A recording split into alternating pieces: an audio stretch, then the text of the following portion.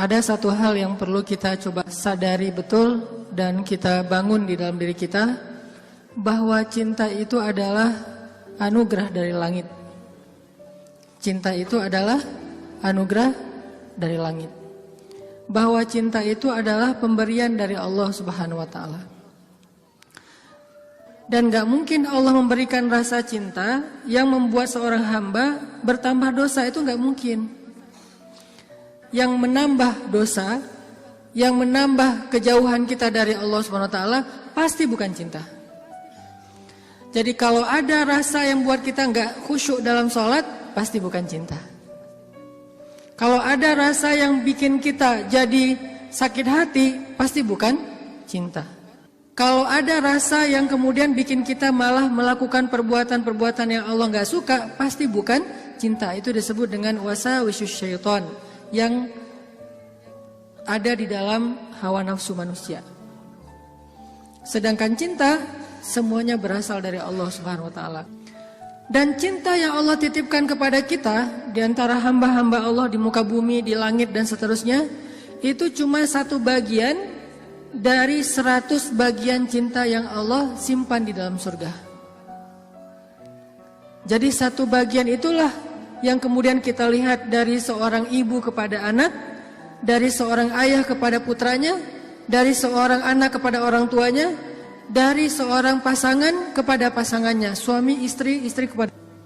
Satu bagian yang kemudian dibagi di antara hamba-hamba Allah yang sangat banyak, miliaran bahkan tidak terhitung. Cuman satu bagian. Satu bagian itu kita udah bisa ngelihat pengorbanan seorang suami yang luar biasa. Kayak misalnya teman-teman yang nge-follow Rumah Teduh Sabadiin, ada seorang anak ngerawat ibunya di detik-detik terakhir sebelum ibunya wafat. Dia bacain Yasin, dibacain Al-Quran, dia pijat-pijat ibunya, dia belai ibunya, dia penuhi semua hak ibunya. Dan ini adalah gambaran hanya partikel kecil dari satu bagian cinta yang Allah turunkan ke muka bumi. Ini hal yang perlu kita sadari dulu teman-teman, bahwa cinta itu asalnya dari langit. Kalau kita butuh cinta dari siapapun, cinta dari orang soleh, cinta dari ulama, cinta dari orang tua, cinta dari pasangan, cinta dari calon pasangan, cinta dari mantan yang pengen balikan, cinta dari mana aja lah. Carinya tuh bukan di bumi, carinya di langit. Makin rendah sujud kita, makin kita menggetarkan arasy di langit. Tapi kalau kita cari cinta dengan cara sering-sering posting, itu juga diedit semalaman, kita nggak bakalan dapat cinta. Kita dapatnya apa? Was-wasah, bukan cinta. Terus nggak boleh posting Ustaz? Boleh, dan saya juga sering posting. Cuman bukan gitu cara mencari cinta. Apalagi diedit habis-habisan, pakai apa aplikasi berganti-ganti. Ini kurang apa bright lah, apa kurang charming. Akhirnya diedit. Justru yang muncul dari itu adalah kekecewaan. Makanya kalau kita mencari cinta itu adalah dengan sujud, dengan doa, dengan taqarrub kepada Allah Subhanahu wa taala, mendekatkan diri pada Allah. Sehingga kalau kita udah cinta dari Allah Subhanahu wa taala, maka Allah akan mendatangkan sekian banyak orang untuk mencintai kita. Ada yang dengan status pasangan, ada yang dengan status orang tua, ada yang dengan status teman, ada yang dengan status apapun, bahkan kadang gak dikenal, tapi dia mencintai kita karena Allah Subhanahu wa taala. Dan itulah cinta yang berlimpah. Kebayang gak di antara banyak makhluk, kira-kira gimana yang 99 bagian yang Allah simpan di dalam surga, dan itu diberikan hanya kepada segelintir hamba Allah yang masuk ke dalam surga doang. Kan banyak yang gak dibangkitkan ya, hewan, tumbuhan, mereka tidak dibangkitkan kecuali beberapa jenis hewan dan tumbuhan yang disebutkan di Al-Quran. Tapi pada umumnya hewan tidak mengalami hari berbangkit. Jadi tidak ada hewan yang mendapatkan 7 golongan hewan yang dapat naungan di padang mahsyar, gak ada itu. Yang ada manusia. Kalau hewan ngikut manusia, kalau dia berjasa dalam dakwah manusia dia terlibat. Tapi pada umumnya hewan dan tumbuhan itu tidak dibangkitkan. Padahal jumlahnya miliaran. Itu adalah satu cinta dibagi rata. Gimana 9 cinta dibagi kepada sedikit hamba Allah Subhanahu wa taala. Makanya Allah mengatakan di dalam surga itu la khaufun 'alaihim wa lahum yahzanun. Di surga itu tidak ada rasa takut, tidak ada rasa kecewa. Gak ada lagi di surga itu adegan live group, itu udah gak ada. Di surga itu gak ada grup yang nge-live kita, kan lebih sakit ya, di live sama grup. Kalau kita nge-live grup masih mending, kalau grup yang nge-live kita, gimana caranya? Tiba-tiba grup sepi, gak ada broadcast, gak ada chat, ternyata mereka bikin grup baru, kita doang yang gak di-invite. Itu di akhirat udah gak ada di surga live group, di live sama grup. Di surga itu udah gak ada bulian. Kenapa gak ada bulian? Karena udah gak ada jomblo. Selama masih ada jomblo, semangat nih kalau udah bab ya kayak gini. Saya bukan mau menzolimi teman-teman gara-gara sering ngebully jomblo. Enggak, saya nggak ngebully, saya cuma empati doang. Kasihan sih. Kasihan boleh ya. Sebagian doang, yang lain insya Allah gue mah asik-asik aja Ustadz sebagai single villah gitu ya, nggak masalah. Cuman ada sebagian yang mungkin masih berat menjadi seorang yang sih, apalagi baru aja kemarin diputusinnya dengan bahasa yang nggak enak lah gitu. Kita adik kakak aja ya, kan nggak enak tuh. Tahu nggak teman-teman, ada cara mutusin yang lebih kejam dari itu. Kan yang biasa tuh, kita temenan aja ya gitu ya, atau kita adik kakak aja. Ada nggak orang yang diputusin sama pasangannya, dibilang kamu tuh jadi ibu saya aja ya, kamu tuh seperti ibu buat saya? Ada. Dalam bahasa fikih disebut dengan zihar. Dalam bahasa saya disebut dengan diputusin dengan cara paling kejam. Di mana ayat zihar? Nanti coba teman-teman kita baca satu ayat aja di dalam surat Al-Mujadilah. Teman-teman bisa buka mushaf Al-Quran. Kita coba buka surat Al-Mujadilah, surat 58. Surat Al-Mujadilah ayat 1. Ini salah satu ayat diputusin di dalam Al-Quran. Dan diputusinnya dengan cara yang paling kejam menurut Al-Quran. Saking kejamnya Allah kasih semacam punishment buat yang mutusin, dengan cara harus berpuasa selama 2 bulan berturut-turut. Jadi kan kamu dan saya jadi anak sama ibu ya, berarti dia harus berpuasa 2 bulan berturut-turut. Kenapa? Kejam banget. Dan Khawlah bintu Sa'labah yang disebutkan di dalam ayat ini pernah digituin sama suaminya. Dulu ketika dia masih muda, suaminya meminang dia, menikahinya. Setelah Khawlah menjadi tua, suaminya kemudian jadi marah-marah kepada Khawlah dan mengatakan, pokoknya buat saya kamu itu seperti ibu. Ini bahasa zihar kalau dalam bahasa fikih. Atau diputusin kalau dalam bahasa kita. Diputusin oleh suami sendiri dengan kata-kata, kamu itu seperti ibu buat saya. Akhirnya Khawlah bintu Sa'labah sedih banget. Khawlah sedih luar biasa.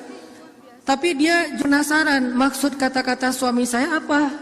Maksudnya saya udah haram buat dia selama-lamanya atau itu tidak berlaku? Akhirnya Khawlah datang kepada Rasul. Ya Rasulullah, dia japri Rasul. Dia bilang, ya Rasul, saya diginiin sama suami saya. Kata suami saya bahwa dia buat saya itu, saya seperti ibu bagi dia, di capture. Apakah ini berarti saya sudah haram buat suami saya ya Rasul? Kata Nabi, ya wahai Khawlah, sudah haram. Akhirnya Khawlah sedih banget. Cuman Khawlah kalau sedih gak mau pakai emotikon nangis kepada orang lain. Emotikon nangisnya hanya kepada Allah Subhanahu wa taala. Disebut dengan watashtaki ilallah, curhat kepada Allah. Dia tidak curhat perasaannya kepada makhluk.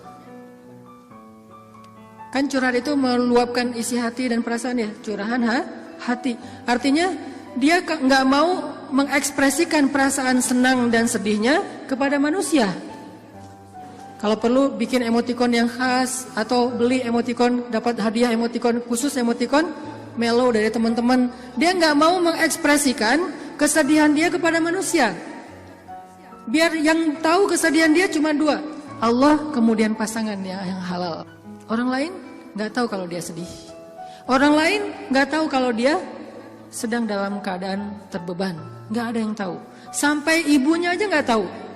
Ayahnya aja nggak tahu, temennya nggak tahu, gengnya tuh nggak tahu, geng SMP, SMA, SD nggak ada yang tahu. Sehingga satu-satunya yang tahu perasaan Khawlah yang luar biasa terpukul, terlukanya luar biasa, cuman Allah Subhanahu wa taala. Wa tashtaki ilallah, kemudian dia curhat kepada Allah.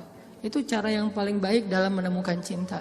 Ketika cinta itu mulai flat, ketika cinta itu mulai nggak ada rasanya, maka menumbuhkan kembali cinta itu dengan cara wa tashtaki ilallah. Gini caranya. Bukan gini. Tapi hal yang paling baik untuk dia lakukan kalau dia pengen merefresh cintanya, menambah rasa cinta, dan itu nggak hanya berlaku untuk pasangan, berlaku juga untuk teman, cinta karena Allah, berlaku juga kepada guru, berlaku juga kepada orang tua, berlaku kepada anak.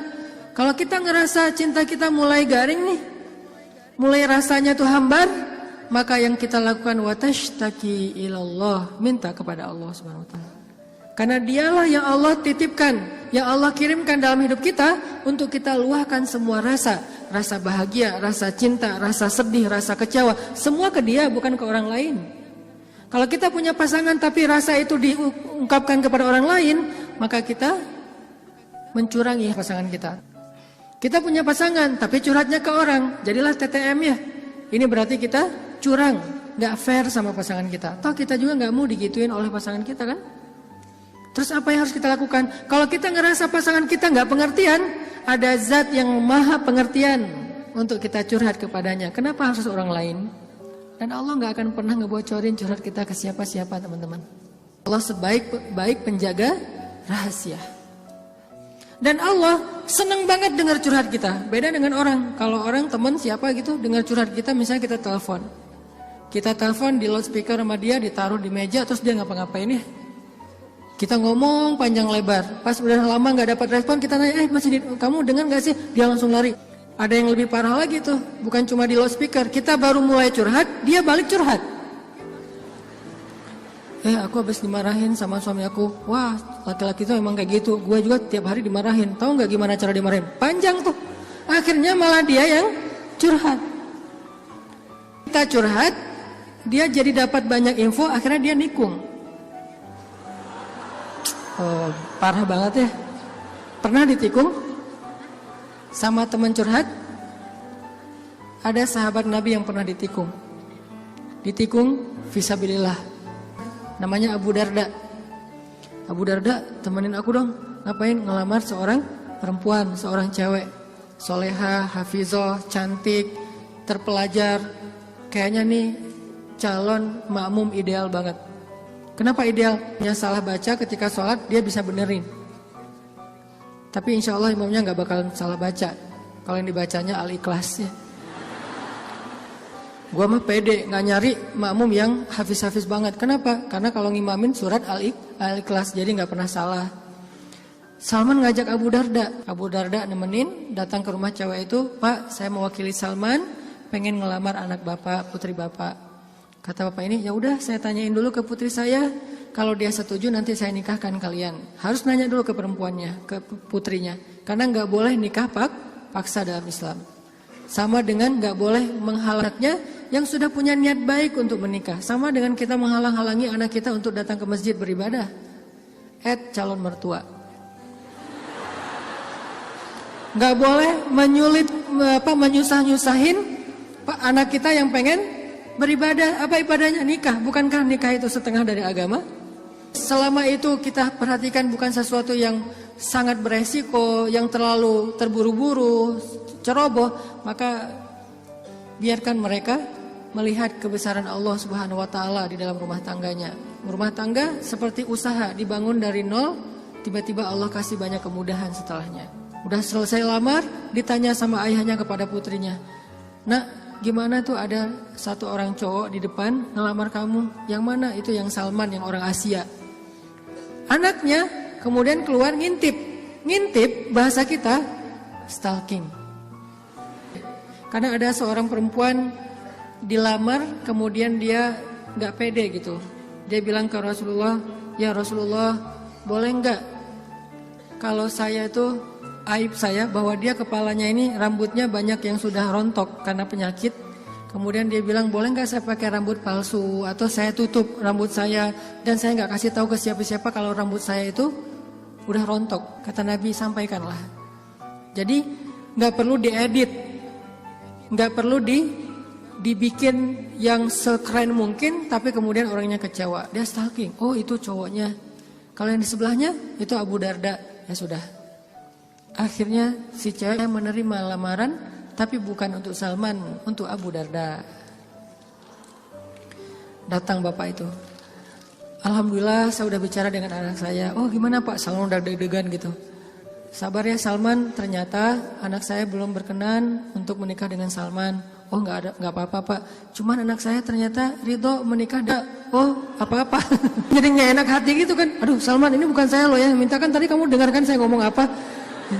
Kata Salman, udah biasa aja kali Abu Darda. Tapi saya nggak mau nikung kamu. Udah nggak apa-apa. Kan Allah menciptakan kita berpasang-pasangan. Masing-masing udah ada takdirnya. Akhirnya Abu Darda nggak enak banget. Si bapak juga terlalu vulgar. Harusnya kan biarin dulu mereka pulang di Japri ya. Abu Darda balik kan bisa ya. Abu Darda ditelepon gitu balik. Mau ada yang diobrolin. Kenapa di depan Salman? Sehingga Salman jadi sedih. Enggak, ternyata mereka paham. Cinta mereka itu karena Allah SWT. Kalau belum berjodoh berarti memang bukan itu cintanya. Dan mereka tidak akan memberikan hatinya. Karena hati itu satu-satunya organ di datu yang paling berharga. Dan dia gak akan ngasih kecuali kepada orang yang sudah berakad. Saya terima nikahnya. Dan kemudian dikatakan oleh saksi sah. Kecuali saksinya mantan, itu gak bakalan sah. Saya terima nikahnya. Gimana saksi? Belum. Oh ya, ulangi lagi. Udah 100 kali, belum aja. Kenapa? Saksi gak bisa move on. Yang lebih berat tuh bukan saksinya yang mantan, KUA-nya yang mantan. Tuh parah tuh. Ini kenapa ya persyaratan gak ada yang lengkap ya? Semuanya persyaratan kurang aja gara-gara KUA-nya adalah mantan. Nauzubillah lah ya. Kan pernah viral tuh di Instagram yang seseorang ngelakuin kriminal kemudian disidang. Kebayang gak sih pas lagi di sidang gitu ternyata ketua majelis hakimnya itu mantan kita. Wah, jadi kamu setelah putus dari aku jadi gini? Iya, aku gak bisa hidup lagi tanpa kamu. Ya udah apa? Kamu saya vonis menikah dengan saya. Gak penting juga. Nah akhirnya kita balik lagi ke cerita Khawlah. Khawlah curhat kepada Allah. Ketika ada masalah, Khawlah bilang, ya Rabbi ilahi. Dia curhat, dia nangis, dia habis-habisan hanya di hadapan Allah saja. Ketika di hadapan manusia, dia gak mau menunjukin dirinya lelah di hadapan manusia.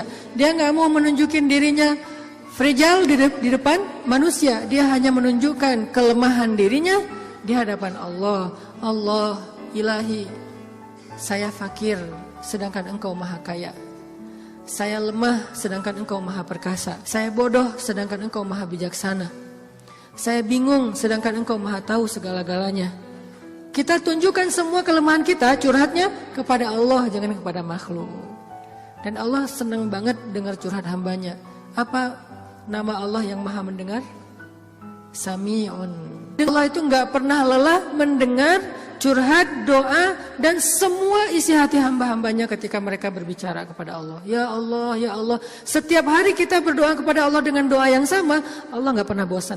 Makanya Allah As-Sami' yang maha mendengar. Makin panjang curhat kita, Allah makin sayang sama kita. Beda kan sama orang, makin panjang curhat kita, makin ditandain besok-besok kalau kita telepon gak akan diangkat lagi. Pura-pura sibuk lah. Terus kalau kita WA, japri gitu nggak dibaca-baca. Pura-pura tadi tinggalan handphonenya apa segala macam. Karena gitu kita mau curhat, bukannya Allah mendengar doang, malah Allah mendatangi kita. Wa idza salaka ibadi anni. Kalau hambaku bertanya kepadamu, di mana Allah? Saya pengen curhat. Wa idza salaka ibadi anni fa inni qarib. Aku dekat. Artinya ketika kita pengen curhat, Allah mendatangi kita. Kadang-kadang kita gak pengen curhat aja, Allah mendatangi kita karena pengen dicurhatin. Kan baik banget Allah tuh. Padahal kan yang butuh kita ke Allah, bukan Allah butuh kita. Tapi karena saking pemurahnya Allah, dari arasnya turun ke langit dunia. Setelah turun ke langit dunia, Allah bertanya, hal min dhi hajah, ada enggak hamba-hambaku yang butuh pertolongan? Allah manggil-manggil kita tuh di langit dunia tuh. Allah manggil-manggil kita, kita tidur. Ilfil enggak Allah? Besok datang lagi. Hal min dzi hajah, ada enggak hamba-hambaku yang butuh pertolongan? Masih tidur. Ilfil enggak, besok datang lagi, dan itu berlaku dari sejak Allah menciptakan manusia sampai hari kiamat. Enggak pernah Allah ilfil sama kita. Inilah tempat curhat yang paling baik. Hanya ada dua, satu kepada Allah, kedua kepada pasangan. Kalau tidak ada pasangan, bolehlah sesekali kepada orang tua. Tapi kadang-kadang harus dibatasi juga. Karena ada hal-hal yang kalau kita sampaikan kepada orang tua, pasangan kita nggak ridho. Ketika kita ngomongin ke ibu kita, mungkin pasangan kita menjadi malu karenanya. Masalah nafkah mungkin. Kan itu harga diri suami banget ya. Kalau seorang istri kemudian curhat ke ibunya, ya AA ngasihnya kurang terus setiap bulan. Kan dia jadi malu nih. Ada hal-hal yang suaminya akan malu dan gak rela. Terus kepada siapa yang insya Allah suami kita gak malu? Kepada Allah. Ya Allah, suami saya ngasih nafkah kurang terus udah berapa bulan. Saya sih berharap gak usah banyak-banyak ya Allah, 30 juta aja sebulan. Ini masih kurang 29 juta, kurang 1 juta curhat ya. Karena suami kita juga curhatnya ke Allah. Ya Allah, saya pengen nambahin nafkah buat istri saya. Ya Allah, ya Allah, ya Allah. Dua-duanya curhat nih. Kalau perlu curhatnya sambil pegangan tangan, kan seru tuh. Coba kalau masih sendiri, pegangan tangan siapa? Gini-gini. Mana ya tangan? Kalau sholat tahajud berdua sama sendiri. Kalau sendiri, yang banguninnya alarm. Nggak enak banget tuh. Ring, apa sih berisik? Tapi kalau udah berpasangan, yang banguninnya suara lembut. Kang, bangun. Akhirnya makin tidur. Ini tapi bukan fikih ya. Ini iseng-isengan saya doang nanya ke istri saya. Yang. Kalau kita sholat tuh boleh gak sih gandengan? Istri saya nanya, gandengan gimana? Jadi kita tengah malam tuh nanya-nanya kayak gituan. Gandengan gimana? Gini, jadi kita takbir terus. Boleh gak sih kayak gitu? Nanya ya. Tapi kalau deketan boleh kan? Boleh. Ya udah deketan lagi dong. Lagi sah. Bisa gak ngomong kayak gitu ke teman kos-kosan? Deket lagi dong. Bahaya. Makanya teman-teman curhat sama Allah SWT. Analogi dan contoh kasusnya mungkin masalah cinta dengan pasangan ya. Tapi moral of the story-nya itu bisa kita pakai dalam apa aja. Karena kita punya masalah bukan cuma dengan pasangan, bukan cuma dengan teman, tapi kita punya masalah dalam pekerjaan, dalam apa aja. Pokoknya mau curhat ke langit. Karena Allah selalu menunggu kita curhat. Yang di seluruh bumi juga makhluk-makhluk Allah selain jin dan manusia setiap hari berdoa kepada Allah. Masa kita nggak mau berdoa? Kulla yaumin huwa fi sya'n wa la ya'uduhu hifdzuhuma. Curhat sama Allah. Akhirnya Khawlah udah selesai datang ke Nabi. Kalau bahasa kita kayak ngejapri ke Nabi gitu. Nabi bilang, kamu sama suami kamu sudah haram selama-lamanya. Karena zihar itu adalah tradisi Arab jahiliyah. Kamu buat saya seperti ibu. Itu tradisi Arab jahiliyah yang gak baik banget. Sangat-sangat tidak adil kepada perempuan. Jadi ini salah satu ayat bukti bahwa Al-Quran itu benar-benar turun untuk mengangkat kehormatan perempuan. Karena tradisi Arab jahiliyah, kalau dia udah mulai bosan sama istrinya, langsung dia ceraikan seumur hidup. Kenapa seumur hidup? Biar gak dapat waris, biar gak ada tanggung jawab apa-apa, nafkah segala macam. Kan curang banget kan? Dinikahi ketika muda, pas udah tua diceraikan tanpa ada harapan warisan dan nafkah lagi selama-lamanya. Ternyata Khawlah gak berhenti dengan bertanya kepada Nabi doang. Dia minta kepada Allah. Tadinya gak ada loh fikih zihar di dalam Islam tuh gak ada. Gak ada syariat hukum tentang bab zihar di dalam Islam. Baru ada setelah Khawlah curhat. Jadi bisa dibilang beberapa syariat Islam itu muncul hasil dari curhat-curhat para hamba. Apa arti Al-Mujadilah? Perempuan yang sedang curhat. Ini surat curhat di dalam Al-Quran. Akhirnya turun ayat, Allah sudah mendengar pembicaraan kalian berdua. Allah tahu banget isi japri-japrian kalian. Kemudian Allah mengatakan, zihar itu adalah dosa besar. Dan orang yang melakukan zihar tidak berlaku untuk istrinya. Tapi dia wajib menebus dosa itu dengan cara berpuasa 2 bulan berturut-turut. Suami dari Khawlah, orang yang sudah sangat tua. Nabi panggil dia ke sini. Akhirnya sahabat nyari-nyari dia, dipanggil ke rumah Nabi. Kemudian Nabi mengatakan, sudah turun ayat tentang masalah kamu dengan Khawlah. Allah nggak redha dengan apa yang kamu lakukan kepada Khawlah. Akhirnya dia dimarahin sama Nabi. Kemudian Nabi mengatakan, ya Rasulullah, saya sadar, saya insaf, saya taubat. Terus gimana menebusnya ya Rasul? Kata Nabi, berpuasalah 2 bulan berturut-turut. Dia bingung. Rasul, saya ini laki-laki yang sudah tua. Jangankan 2 bulan berturut-turut, sehari aja batal. Gak boleh batal sehari aja, gak boleh. Kalau batal sehari, gak bisa besok dilanjutkan, gak bisa. Langsung mulai dari nol. Ya Rasul, saya puasa sehari aja gak kuat, gimana 2 bulan? Rasul mengelus dada kemudian mengatakan, ya udah kalau gitu beri makan 60 orang miskin. Ya Rasul, gak ada orang yang lebih miskin di daerah sini daripada saya. Akhirnya Nabi ngambil beberapa karung korma, dikasih ke dia, ngasih makan ini untuk keluargamu. Ini juga menjadi dalil gimana Islam itu agama yang sangat-sangat toleran. Allah pengen memudahkan kalian, Allah nggak pengen menyusahkan kalian. Semua syariat Islam itu adalah memudahkan kita, nggak ada yang menyusahkan kita. Semua syariat Islam itu gampang, simple, mudah, nggak ada yang susah. Salah satunya adalah menikah, itu mudah banget. Mana Ustadz? Buktinya masih banyak yang masih single. Berarti bukan Allah yang menyusahkan pernikahan, calon mertua tuh. Nah Allah mah memudahkan kan ya. Bayangin pernikahan itu kan simple ya. Akad nikah sederhana kan. Yang cuman saya nikahkan putri saya terima putri bapak dengan mahar sekian dibayar tunai, sah. Akhirnya berubahlah status, berduaan apalagi dan seterusnya apalagi dosa aja isinya. Sekarang berubah. Memandang aja berpahala. Apalagi ya. Memandang aja berpahala, kebayang gak tuh? Memandang pasangan itu sama kayak memandang Ka'bah. Duduk sambil ngeliatin Ka'bah itu pahalanya kayak 2 rakaat sholat loh. Sholat mutlak. Berarti memandang istri yang lagi rempong sama dengan 2 rakaat sholat mutlak. Baru memandang gimana menyentuh, gimana mengecup keningnya, gimana memeluknya, gimana dan gimana. Ibadah sholat mudah banget, gak bisa berdiri, duduk. Gak bisa duduk, berbaring. Gak bisa sholat tepat waktu, dijamak. Gak bisa menjamak, dikosor, dikodok. Kenapa dikodok? Soalnya ketiduran. Yang penting jangan istiqomah. Masa mengkodok istiqomah ya? Jam 9 pagi, sholat apa itu? Kodok subuh. Sekalian dijamak dengan duha. Istiqomah, udah setahun kayak gitu. Nah ini kayak misalnya kita pulang malam, belum isya nih. Tadi pas isya, pas lagi di jalan macet-macetan, sampai di rumah capek banget, mandi segala macam, makan, akhirnya ketiduran. Lupa kalau kita belum salat isya, bangun-bangun subuh, oh iya ya semalam saya belum isya. Gak apa-apa, lakukan ketika kita ingat. Karena itu lupa atau gak sadar atau gak tahu ilmunya. Balik lagi, akhirnya Allah turunkan ayat untuk ngebela Khawlah bintu Sa'labah. Kenapa? Curhat kepada Allah. Jadi butuh cinta, butuh ditambahkan rasa cinta, butuh diharmoniskan perasaan cintanya, minta kepada Allah karena cinta itu dari Allah Subhanahu wa taala, bukan dari makhluk.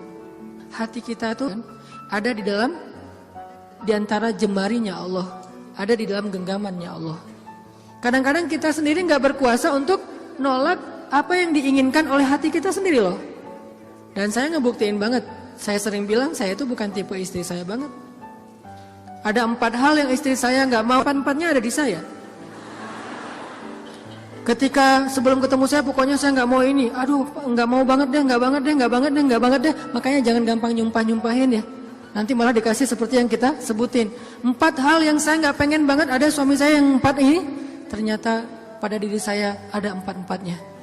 Ya Allah, tundukkanlah hatinya untukku, Ditundukkan. Kok saya nggak bisa nolak kamu? Ya.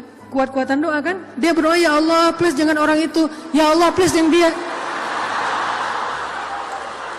Kuat-kuatan doa. Ya Allah jangan orang itu please, jangan orang itu. Ya Allah please dia aja, jangan yang lain. Ustadz dilawan ya. Doa. Jadi minta sama Allah itu gampang banget loh. Hidup kita tuh cuma masalahnya cuma gini doang. Buat saya hidup saya itu modalnya bukan duit, bukan teman, walaupun itu semuanya penting dan berharga, tapi modal paling penting dalam hidup saya itu ini. Makanya saya nggak mau sama sekali menggadaikan doa dengan makanan yang syubhat dan haram, nggak mau saya.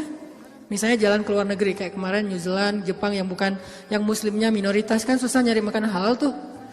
Mending lapar daripada saya akhirnya mencari-cari alasan, ini kan darurat kan udah nggak ada pilihan segala macam. Ini kan makannya ikan tapi kan satu minyak dengan makanan yang nggak halal. KFC kalau di luar negeri itu halal. Mungkin kalau di Singapura McD KFC-nya udah ada label halal. Tapi kalau di beberapa negara yang lain nggak ada label halal. Walaupun ayam kan bukan babi Ustaz, bukan pork. Tapi kan dia nggak disembelih dengan nama Allah. Saya nggak mau. Pengen ngerasain gimana ya rasanya ayam goreng di mana gitu, ayam kriuk di mana, beda dengan di Indonesia. Tapi kan itu bahayanya bukan masalah hal haram, menggadaikan doa kita. Begitu kita makan, kenyangnya cuma sebentar, nanti juga udah lapar lagi, tapi doa kita ditolak 40 hari 40 malam. Dimana kalau pas lagi di luar negeri, terus kita ada masalah di imigrasi pas di bandara, kita berdoa gimana cara Allah akan mengabulkan? Kenapa? Modal kita dalam hidup tuh doa banget tuh. Saya ngerasa banget banyak keajaiban dalam hidup gara-gara berdoa. Bukan berarti saya udah soleh ya, bukan. Allah yang maha baik. Minta, ya Allah saya lagi butuh ini. Jadi duit kita teman-teman ada di sisi Allah. Jadi gak usah khawatir, tinggal minta. Teman-teman khawatir gak nyimpan duit di bank? Gak khawatir kan? Uang ada di bank 1M. Tenang kan? Kenapa kok tenang nitip uang 1M kepada manusia, tapi gak tenang menitipkan harta itu kepada Allah? Ini gak fair nih imannya nih. Kalau Allah lebih dahsyat daripada kartu dan buku rekening apa? Allah tidak pernah ingkar janji. La yukhliful mi'ad. Allah lah yang memberi kalian rezeki. Allah lah yang menjamin untuk kalian hidup. Sehingga buat saya pribadi, saya tuh orang kaya. Uangnya di mana Ustaz? Di Allah. Saya tuh orang kaya, punya banyak aset. Mana asetnya? Allah yang tahu. Saya nggak tahu, tapi Allah tahu. Kan gitu kan, sederhana sebetulnya, gampang banget. Duit ada di Allah. Sama kayak orang bilang, saya banyak duit, alhamdulillah sekarang ada beberapa ratus juta. Di mana? Di bank. Aman? Enggak. Walaupun kita merasa nyaman, tapi enggak aman. Kalau di Allah, kita enggak merasa nyaman, padahal itu yang paling aman. Tapi kan enggak ada wujudnya Ustaz. Emang di bank ada wujudnya? Tapi kan enggak ada bukti apa-apa segala macam. Apakah Allah pernah ingkar janji? Enggak pernah.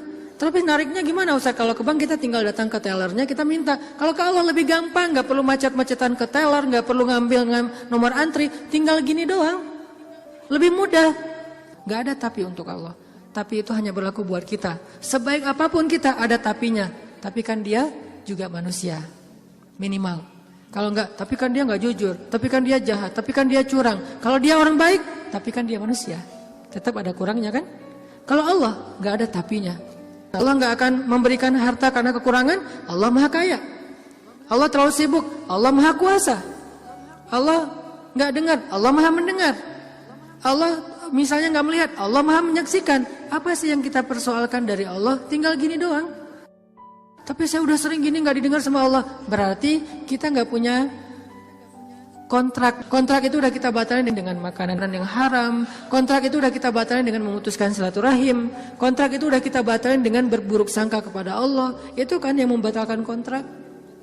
Begitu kita berburuk sangka kepada Allah, apa sih maunya Allah nih? Ya Allah, please tolong saya dong. Tapi ngomongnya apa sih maunya? Allah, batal kontraknya. Harusnya kita mengatakan, ya Allah, bantu saya ya Allah. Saya yakin tidak ada sesuatu yang sia-sia dari takdirmu. Kita berbaik sangka kepada Allah, maka Allah pasti akan menunaikan janji. Wa aufu bi ahdi, ufi bi ahdikum. Tunaikan janji kalian kepada aku tunaikan janji aku kepada kalian. Modal itu doa banget, teman-teman. Doa banget. Cinta, mau dapat sahabat, mau dapat pasangan, mau dapat kasih sayang orang tua, mau dapat doa dari orang-orang soleh, mau dapat rezeki yang berkah, mau dapat terutama cinta dari Allah. Caranya adalah menengadahlah ke langit, bukan ke bumi. Sujudlah di bumi, lalu memintalah ke langit. Maka Allah Subhanahu wa ta'ala akan melimpahi kita dengan rasa. Tinggal kita yakin aja sama Allah. Masalah yakin inilah yang membuat kita kadang-kadang jadi harus menunggu. Menunggu keajaiban dari Allah tergantung tingkat keraguan. Makin besar ragu kita, makin lama kita menunggu datangnya pertolongan Allah. Makin kuat keyakinan kita, makin cepat datangnya pertolongan Allah. Orangnya soleh banget, imannya pasti kuat tuh. Tapi dia belum ditolong aja sama Allah. Nah, berarti kita belum paham cara Allah menolong kita. Allah nolong kita itu dengan dua cara, teman-teman. Pertama, pertolongan UGD. Apa yang dilakukan Allah? Allah akan menolong hati kita terlebih dahulu. Bukan masalah kita diangkat, hatinya yang dikuatkan. Itu pertolongan Allah. Tapi diuji oleh Allah dengan sakit, dengan kemiskinan. Kok Allah gak mendengar doa dia? Enggak, Allah mendengar doa dia. Terus apa bukti pertolongan Allah? Allah gak langsung ngasih dia duit, sembuh dan segala macam. Bukan, Allah kuatkan hatinya. Sehingga kita gak habis pikir, kok dia bisa bertahan ya dengan kondisi kayak gitu. Kok dia tetap bisa bahagia ya dengan keluarganya dalam kondisi kayak gitu. Ibu di rumah Teduh Sahabadiin itu, ibu ini pasien kanker apa gitu. Beliau udah parah banget dan dirawat sendiri di rumah sakit, gak ada yang jagain. Kenapa? Karena suaminya lumpuh. Kebayang gak tuh ujian rumah tangga? Anaknya masih kecil-kecil. Salah satu anaknya tuh SMA ngurus ayahnya. Sementara suaminya lumpuh udah gak bisa ngapa-ngapain, maaf. Buang air kecil, air besar di tempat tidur, semuanya di tempat tidur, gak berdaya. Istrinya kanker stadium lanjut, dirawat di Rumah Sakit Hasan Sadikin, tapi nggak dapat kamar sehingga harus bolak-balik. Kalau bolak-balik ke rumah jauh, akhirnya tinggal di rumah Teduh. Cuman yang pertanyaan istri saya agak heran, udah berapa lama suaminya lumpuh? Udah 3 tahun. Istri saya ngelihat anaknya baru 1 tahun. Loh, anaknya baru 1 tahun ya? Iya. Suaminya udah lumpuh 3 tahun. Terus gimana caranya? Maksudnya masih bisa dikasih keturunan? Yang penting jangan dibayangin aja. Gak boleh ngebayangin. Kita hanya ngebahas hikmah. Bukan kok bisa ya? Masya Allah luar biasa ya. Allah masih tetap ngasih kebahagiaan kepada mereka. Anak bayi sebagai hiburan buat mereka. Kalau suaminya lagi kangen anaknya dibawa ke rumah. Kalau istrinya lagi kangen dibawa ke rumah sakit. Ganti-gantian, penyejuk hati mereka. Allah pengen menguatkan hati mereka dengan sakitnya lewat seorang bayi. Itu cara Allah menolong kita teman-teman sebelum diangkat masalah kita. Sehingga jangan salah paham kalau ada orang soleh miskin. Kalau ada orang soleh sakit. Kalau ada orang soleh kena musibah terus. Mungkin Allah tidak langsung menyelesaikan masalah dia. Tetapi Allah lebih suka untuk menjaga hati dia. Karena dengan cara kayak gitu Allah akan terus dekat dengan dia. Kadang kalau kita diselesaikan masalahnya oleh Allah tiba-tiba jadi jauh kan? Ya Allah tolong saya tahajud 1 juz 1 malam. Luar biasa tuh kalau lagi ada masalah. 1 masalah selesai gak usah tahajud. Sholat aja dijamak lagi tuh tadi. Maghrib dijamak dengan isya, zuhur dijamak dengan asar, subuh dijamak dengan duha. Jadi sehari menjamak 3 kali sholat. Kenapa? Udah gak ngerasa butuh sama Allah. Allah tahu itu. Makanya ini kayaknya hambaku nih kalau aku tolong nanti jauh lagi. Sementara aku kangen. Kan tetap happy, tetap bahagia. Yang gak bahagia itu orang yang lihat. Yang justru gak tega itu yang ngelihat, yang ngerasain. Biasa-biasa aja. Saya kadang-kadang gak habis pikir dengan beberapa orang teman saya soleh banget. Hidupnya tuh susah banget. Kerjaannya gak jelas, penghasilannya gak seberapa, anaknya banyak, dan sering nunggak gitu di sekolah teh. Tapi saya lihat keluarganya, anak-anaknya senyum-senyum semuanya, pada hafal Al-Quran, suami istri akur, segala macam. Kok mereka bisa bahagia dengan modal hidup yang cuma segitu, sementara ada keluarga lain yang modal hidupnya berlimpah tapi gak bahagia. Karena yang ini ditolong hatinya, yang itu tidak ditolong hatinya. Minta aja sama Allah, apapun masalah kita. Apalagi cuma masalah perasaan hati. Allah bolak-balikan hati sesuka Allah. Gampang banget buat Allah. Kadang-kadang yang saya cerita, ketika kita terbesit dalam hati aja Allah wujudkan kan. Kayak ada seorang ibu di Dumai, cuman terbesit di hati gak ngomong loh. Tiba-tiba saya kepikiran, pengen ke Dumai Kenapa Ustaz? Gak tahu, pengen aja ke Dumai. Akhirnya kita ngumpulin tuh daftar yang ngundang di seluruh Indonesia. Terus kita yang nentuin mau kemana. Ke Dumai Akhirnya nentuin beli tiket ke Dumai. Walaupun sebetulnya jadwalnya tuh rush banget loh. Jadi jadwalnya tuh sangat padat. Tapi bela-belain ke Dumai. Kenapa? Allah yang menuntun hati saya, menggerakkan hati saya untuk datang ke Dumai. Begitu saya sampai di Dumai, ternyata Allah men-setting beliau yang menjemput kita di bandara. Lalu satu mobil, kata beliau, inilah batin saya sebulan yang lalu. Allah ngasih bukan cuma di sebuah taklim, satu mobil bisa curhat masalahnya. Bukan saya soleh, bukan, dianya yang solehah. Allah yang maha baik. Dan kita bisa banget. Jadi kalau orang bisa datang ke kita lewat doa, berarti jodoh juga bisa datang ke kita lewat doa. Tinggal kuat-kuatin aja doanya kayak tadi. Saya pernah satu raudhah dengan seorang calon pejabat ya. satu raudhah, dia lagi umroh, saya juga lagi umroh. Kita satu karpet hijau tuh raudhah. Kebenaran saya tahu beliau dan gak setuju dia menjabat karena banyak mudaratnya daripada manfaat. Dan saya tahu karena mau menjabat waktu itu, dan saya tebak-tebak aja nih kayaknya doanya supaya dia dipilih nih. Dia doa di sebelah saya juga doa di sebelah dia. Saya doanya pas dengerin kayaknya khusyuk banget doanya, nangis-nangis itu. Ya Allah, tolong jangan kabulkan doa orang di sebelah. Karena mudaratnya lebih banyak, saya nggak rela banget dia yang berkuasa karena bahaya banget. Jelas doa itu yang paling luar biasa. Sama kayak kita menjalani hidup, ada masalah dikit tinggal gini kan. Sama kayak kita ada asuransi, ada masalah dikit tinggal klaim. Cuman ngeklaim asuransi kan lama nih. Kita harus bayar 200.000 dulu, kita harus ada prosesnya dulu. Kalau ke Allah, kenapa kita ngeluh? Kok lama banget ya Allah, kok lama banget? Enggak, kalau kita yakin akad kita dengan Allah di sini. Makin kuat di sini, makin cepat Allah menolong kita, dan itu ajaib banget. Saya nolak kalau misalnya Allah mau mendatangkan sesuatu dalam hidup saya, gimana pun ditolak tetap akan datang. Tetap akan ketemu. Alam yajidka yatiman fa'awa wa wajadaka dhallan fahada wa wajadaka ailan fa'aghna. Itu yang jadi modal kita. Bukankah dulu kita pernah ngalamin masa-masa sendiri kemudian Allah beri kita keluarga? Masa-masa ketika kita bingung Allah beri kita petunjuk. Fa'ammal yatima fala taqhar wa ammas sa'ila fala tanhar wa amma bi ni'mati rabbika fahaddis. Apa maksud wa amma bi ni'mati rabbika fahaddis? Nikmat Tuhanmu itu dibicarakan. Maksudnya apa? Untuk membuat kita makin yakin sama Allah. Ya, dulu kan Allah pernah nolong kita. Dulu kita pernah lapar, Allah yang beri kita makan. Dulu kita pernah bingung di sebuah kota mau kemana, Allah kasih kita tempat tinggal. Dulu kita pernah bingung sendiri, Allah kesepian sendiri, Allah kasih kita keluarga. Itu yang dibahas untuk tajdidul iman, memperkuat iman kita kepada Allah Subhanahu wa taala. Jadi kesimpulannya teman-teman, bahwa kita butuh apa aja mintalah sama Allah, termasuk cinta. Jangan begging kepada manusia, karena itu akan menjatuhkan harga diri kita. Kalau mau begging, mengemislah kepada Allah Subhanahu wa taala. Makin kita mengemis kepada Allah, makin Allah angkat derajat kita. Makin mengemis makin mulia. Kalau ke manusia makin mengemis makin hina. Mudah-mudahan ini menjadi booster buat kita, bukan hanya dalam masalah pernikahan, tapi juga dalam semua masalah hidup kita. Dan la tahzan, innallaha ma'ana. Gak usah khawatir, jangan sedih, jangan putus asa. Allah itu selalu bersama kita. Kenapa kita tidak mengandalkan ini dalam hidup kita?